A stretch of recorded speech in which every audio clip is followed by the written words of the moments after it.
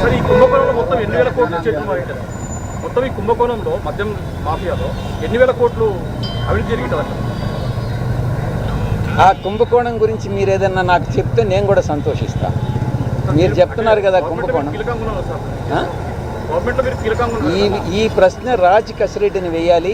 మీరు ఆయన దగ్గర సమాధానం తీసుకొని నాకు కూడా చెప్పండి.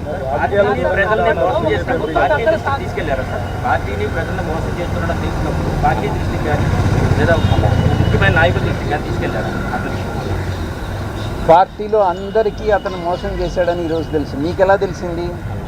ప్రజలందరికీ తెలుసు. మీకు ఎలా తెలిసిందో పార్టీలో అందరికీ కూడా అలాగే తెలుసు.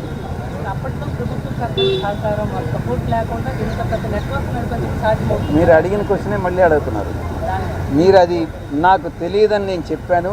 మీకేదన్నా తెలిస్తే ఎవరు ఈ అథారిటీ ఇచ్చారని మీకేదన్నా తెలిస్తే నాకు కూడా చెప్పండి. దీంట్లో బిగ్ బాస్ అని ఒక ప్రచారం జరుగుతుంది సార్. ఎవరు ఆ బిగ్ బాస్? కీలకంగా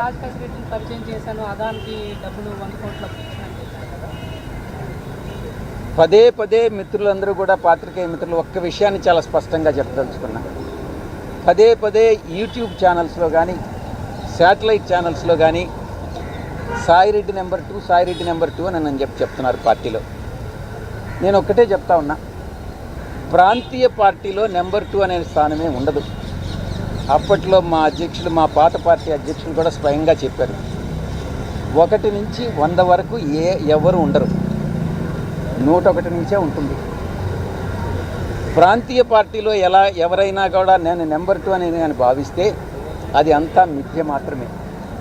రెండవది, మీరు చెప్పినట్టుగా అధికారంలో లేనప్పుడు 2014 నవంబర్ నుంచి 2019 అధికారంలోకి వచ్చేంత వరకు మే 28వ తారీఖు వరకు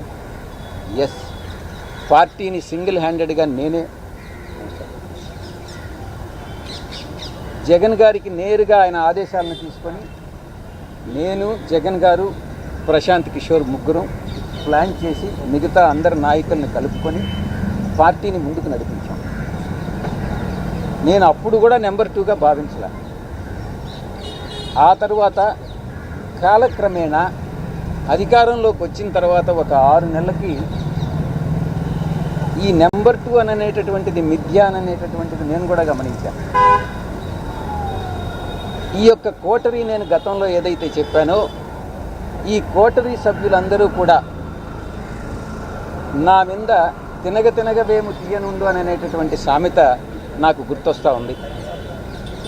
మా యొక్క నాయకుడికి, అప్పట్లో నాయకుడికి చెప్పి సాయిరెడ్డి ఒక వెన్నుపోటుదారుడు అవుతాడు, ఏ రోజైనా మీ యొక్క స్థానానికి ఆయన స్థానభ్రంశం చేస్తాడు అన్నటువంటిది ఆయనకి చెప్పి, నేనేదో కొన్ని వేల కోట్ల రూపాయలు దోచేశాను అన్నటువంటి అపవాదనంతా నా మీద మోపి ఈ యొక్క కోటరీ ఆయన మనసును మార్చి నన్ను 2వ స్థానం నుంచి, మీరు అనుకునే 2వ స్థానం నుంచి స్లోగా తగ్గించుకుంటా నాకు ఇచ్చిన పదవులన్నింటినీ కట్ చేసుకుంటా వచ్చి నన్ను 2000 స్థానంలో నిలబెట్టింది.